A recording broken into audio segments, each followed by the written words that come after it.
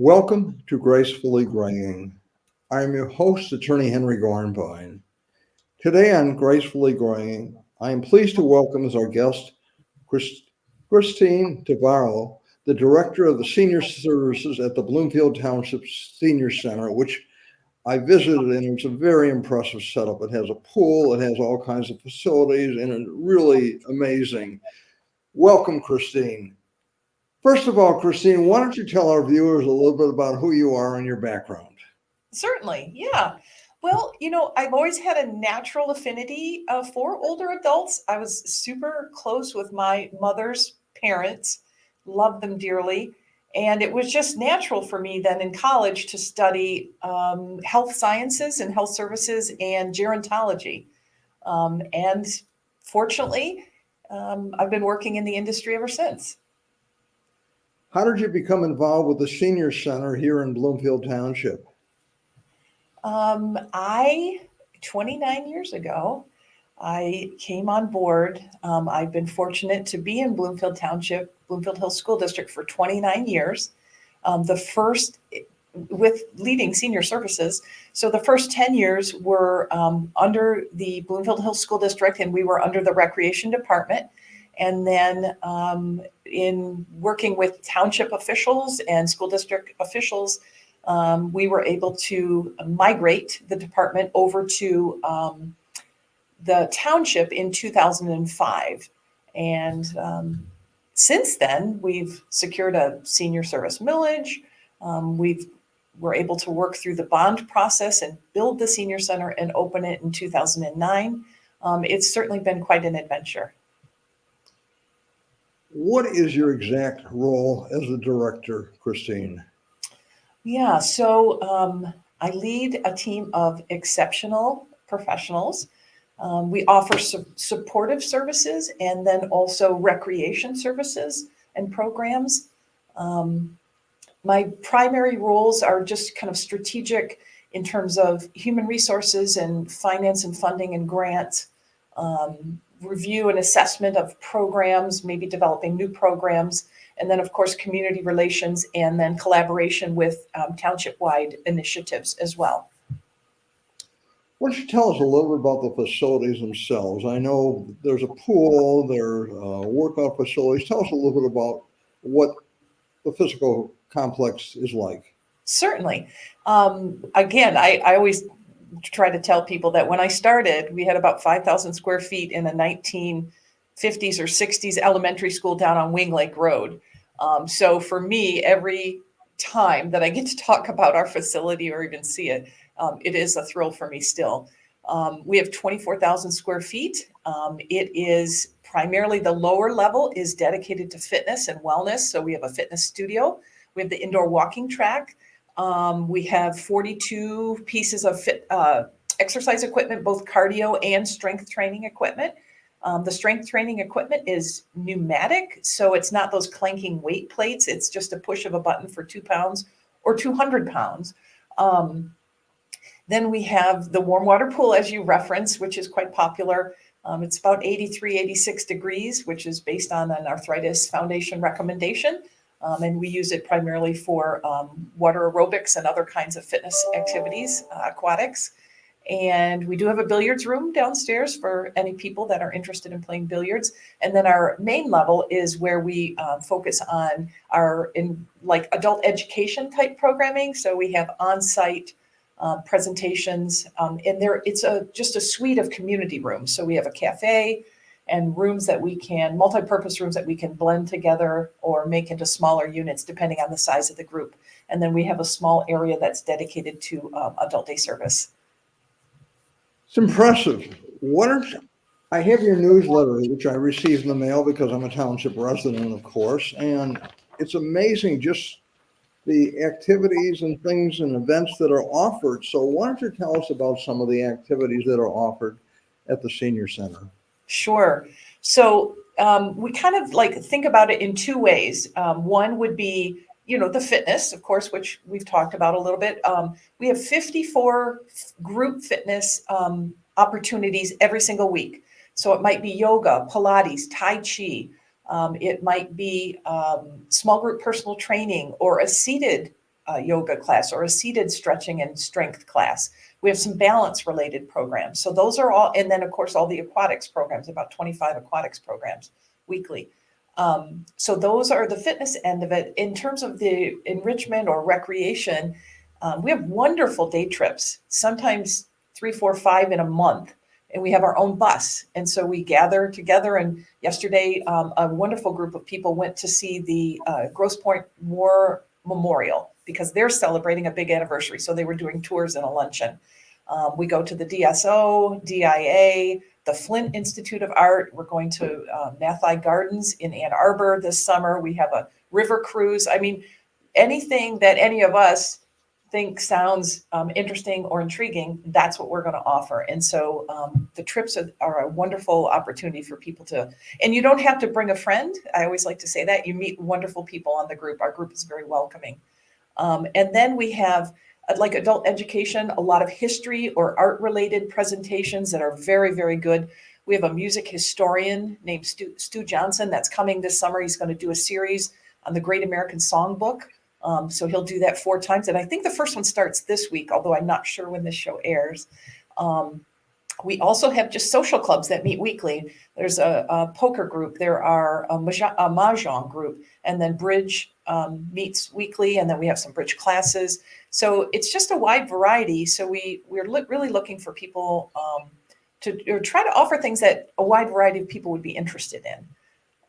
I think that hits all of the enrichment programming. I hate to leave anything out. It's pretty impressive in scope. What are the days and hours that you're open and available for activities? Yeah, so we are Monday through Friday. So we're 40 hours. So that's 7 in the morning. People are waiting at the door to come in to exercise and work out. And then we go until 3:30 in the afternoon. And again, Monday through Friday. From your perspective, what are the most popular programs? Definitely fitness. Definitely fitness. We're very unique in the community by having the indoor walking track and then also having the warm water pool. So people are coming not just for group classes, but we also have that fitness equipment. So if people get an orientation and they're township residents and they sign up for the monthly use of the fitness equipment, they can come every day. So we do have people that are coming 2, 3, 4 times a week to use that equipment or joining in on a class. Definitely fitness is what is drawing most of our attendance. I think close to 85% of our attendance is fitness related. And Christine, tell us about the demographics and ages of the participants. What is the range? Yeah. So Bloomfield Township is actually noted as being the most mature community in Oakland County of the middle to large communities. So we have the highest percentage of older adults. I think 1 in 3 households have someone over the age of 65.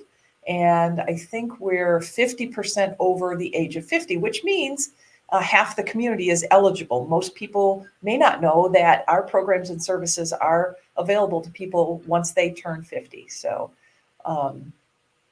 I would say the representation in the attendance is going to be, we do have some people in their 50s and we certainly have people in their 90s, but the bulk of the people coming are generally in their 60s, 70s, and 80s.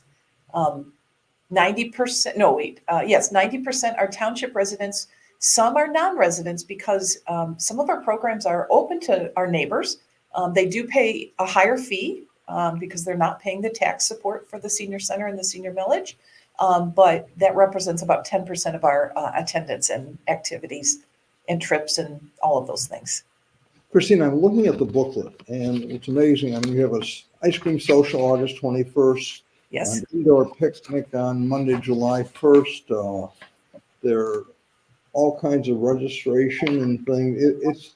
It's very impressive. And you have an election outreach and education with the township clerk on June 24th. So it seems like there are things going on continually. I mean, it's quite an impressive array of activities and events. I'm curious. I happen to be a poker player and bridge player myself. What are the attendance of bridge and poker generally? Oh, bridge varies. It could be 3 tables. It could be 9 tables. It kind of almost is seasonal. depending on really like winter, it drops down a little bit. And I would say poker can be anywhere from, I think on once in a while we see them split into two tables, which would mean they would be up near 10 people. I think they don't really want more than 7 people at a table.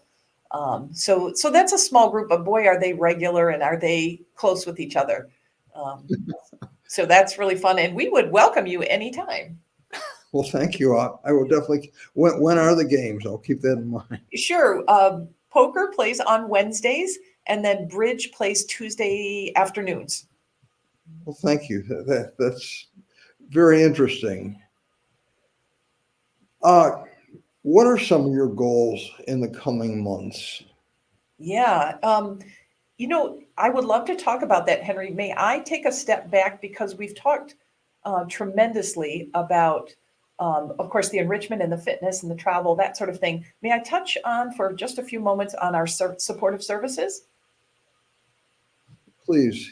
Okay.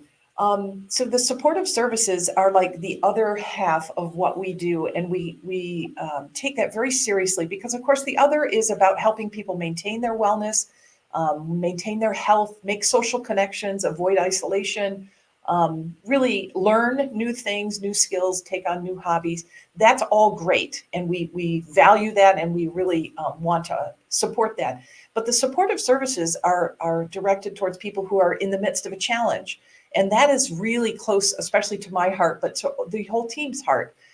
We provide the Meals on Wheels in a variety of ways. Last year, I think we provided 5,500 meals through our nutrition services. And the nutrition services include traditional Meals on Wheels, hot meal delivered to people's homes, but also a new style, which was developed during the pandemic, and we've kept it, which is they can get a pack of 3 or 5 properly made meals that are frozen, and then they eat them as they need throughout the week. And then we also have a program that's just called On the Go Meals. And so people who are not part of Meals on Wheels, they maybe are coming to the center for some other activity. They just want to pick up a meal because they're tired of trying to decide what to cook, or they don't like grocery shopping. There are a number of reasons why people might like to do that. So those programs are very important. We also have transportation programs, and the transportation programs have 2 priorities. One is we're helping people get to their medical appointments and dental appointments, maybe dialysis, maybe radiation treatments, depending on what their situation is. And then also we're bringing people to the senior center to participate in whatever activities they want, maybe for bridge or possibly for the seated exercise class or the aquatics classes. So those are really big programs and our services that we would call our supportive services that we really want the community to be aware of because we have capacity. We can serve more people. So we really like to get that out. We also have Medicare counseling, a durable medical loan closet. We have a friendly caller program. We have support groups for caregivers. We have a program called Companion Cafe, which is for a couple who might have one person experiencing dementia. They would come, and it's a very nice, engaging program once a month. There's just a variety of things that we do that we want to help people when they're in their time of need. So thank you for letting me take a few moments to talk about supportive services. No, this is so important. I mean, I know of people who are suffering from Alzheimer's and dementia. I know of people who are suffering from Parkinson's and other serious situations. And there's so much of a need out there for help and for services. And it sounds like what you're doing is amazing in these areas. So I think it's very, very important. What other goals are there that you're working on or things? I mean, clearly you show a passion for what you're doing, and clearly what you're doing is very, very important for the community and for those of us who are aging or have aging parents. But what are some other things that you would like to focus on as part of our little interview? Sure, thank you. So we do have a very exciting reopening event happening this year. So, of course, during the pandemic, everything shut down. Actually, the senior center was physically closed to the public for 15 months, and that included our adult day service that's called Friendship Club. So these last couple of years, we've been able to reignite all of the programs and services except for Friendship Club. So I'm just so happy and pleased to say that this is the year we're going to reopen Friendship Club. So Friendship Club, for people who might not know, adult day service is a secure site. It's programming that is fail-free, and it is engaging and socially based, and it's wonderful programming, maybe art, exercise, music, conversation for people who are experiencing dementia. And the Friendship Club allows family members, family caregivers, to come bring their loved one to be with us and to be with their other friends. And then that loved one, the family caregiver, has respite during the day.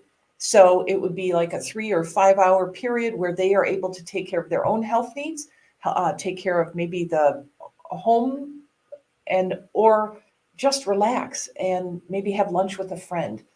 So caregiving is such a demanding role.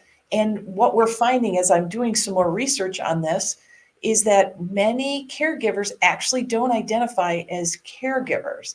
So they're not being necessarily aware of the toll on their own health and wellness. So the respite part of adult day services is just as important as the programming for people who are in the program, because of course we want them to maintain their highest level of abilities.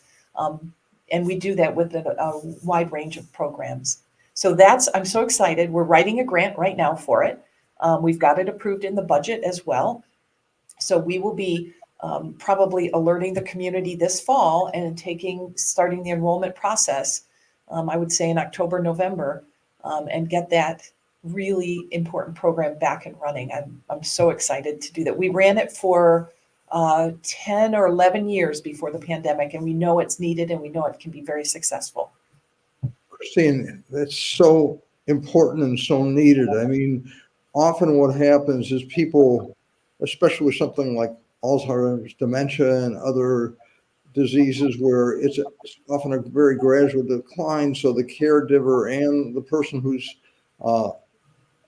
suffering, it's such a gradual thing that you often don't know what you're doing. It's almost like the frog that's in a warm pot that suddenly starts boiling over, that, before you know it, you're overtaken. So, what you're doing is so needed and so important. And I really commend you on that. Really, that's really such an important program. And I'm sure you'll get the grant, and I look forward to hearing more about it.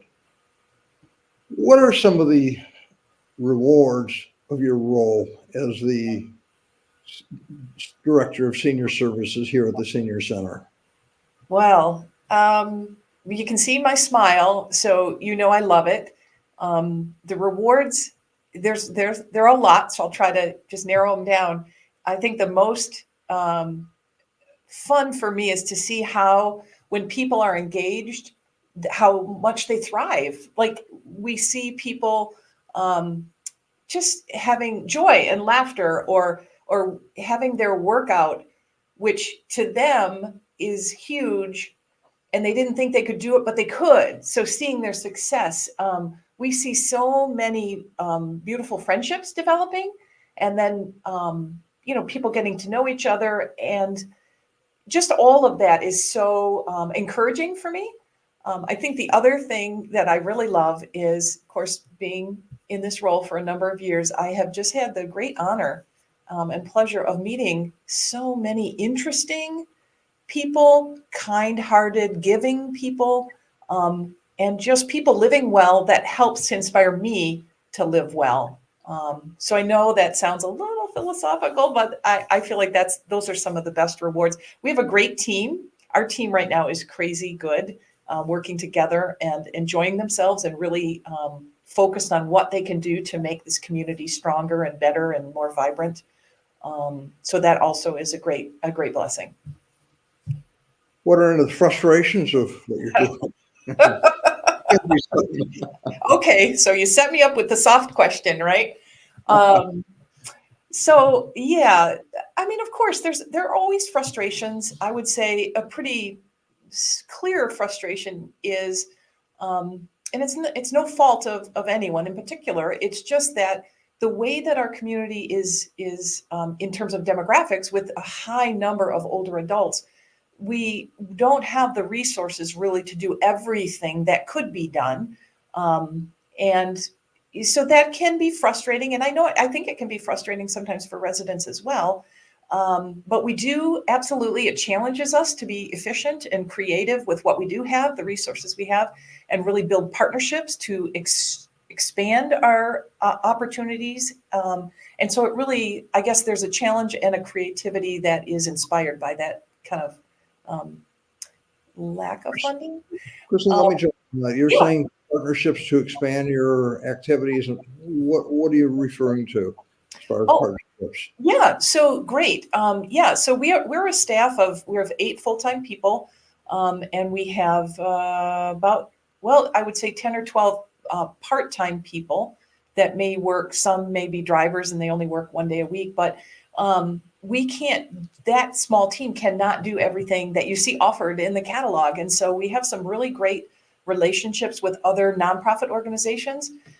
We work closely with Jewish Family Services to do our medical transportation. We work closely with SMART for some of our funding for our center transportation. We, of course, partner with what used to be called the Area Agency on Aging, but is now called AgeWays. We work with them closely for our Medicare counseling. I'm trying to think of others. We have volunteers also that help expand what we're able to do, because we have such knowledgeable and skilled volunteers, that people that come to us to share with the community through us. It's just really, for example, our fitness programs, we do have 3 wonderful fitness coordinators, but you can imagine with 54 classes a week, they're not teaching them all. So we have excellent independent contractors that we work with to teach some of our programs.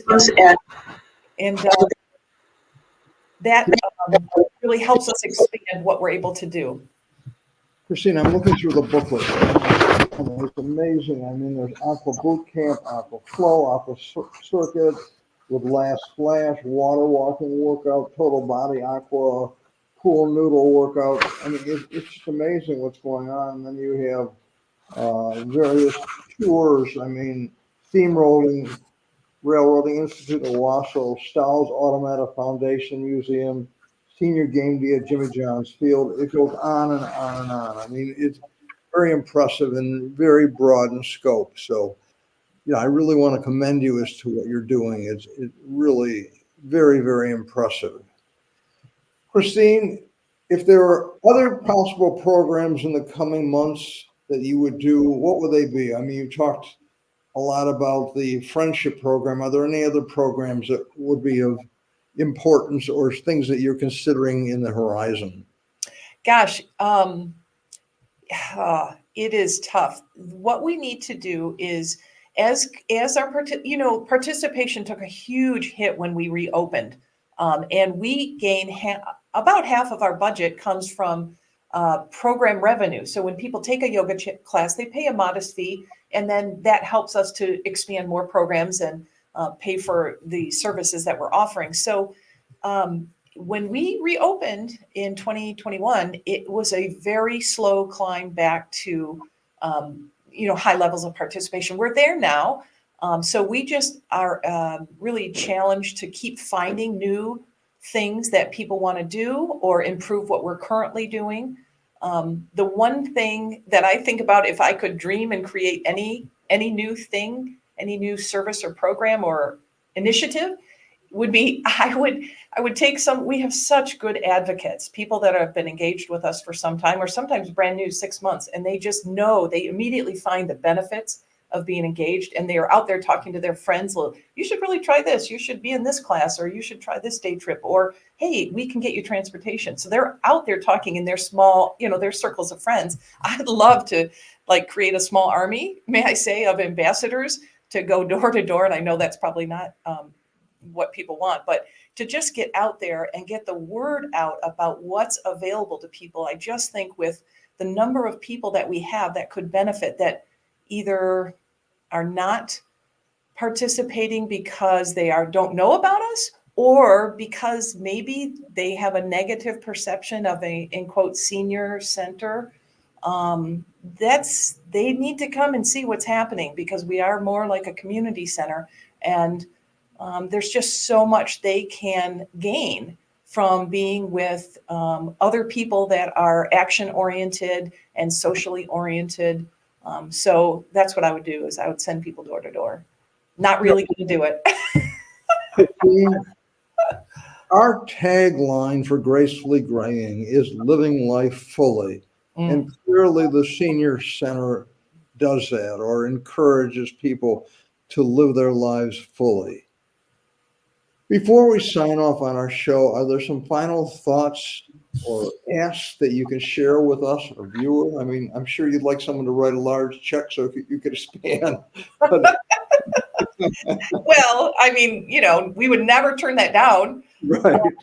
But yeah, I just really, people, it's a common goal for all of us. We all want to be in our own homes. We want to, in quotes, age in place. And,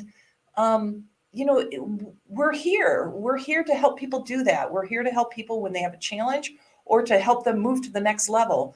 I just really would love to hear any ideas that people have that would help us get to more people and get their attention, and send a welcoming invitation to them to come and check out what's available to them. That's my passion for this year, I think, is just attracting or getting the attention of people who haven't been to us yet.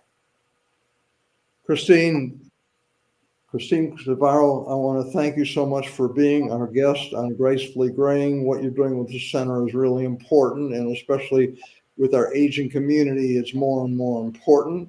And I want to thank our viewers and our sponsors for making Gracefully Graying possible. Christine, thank you again for being our guest on Gracefully Graying today. My great pleasure. Thank you for having me.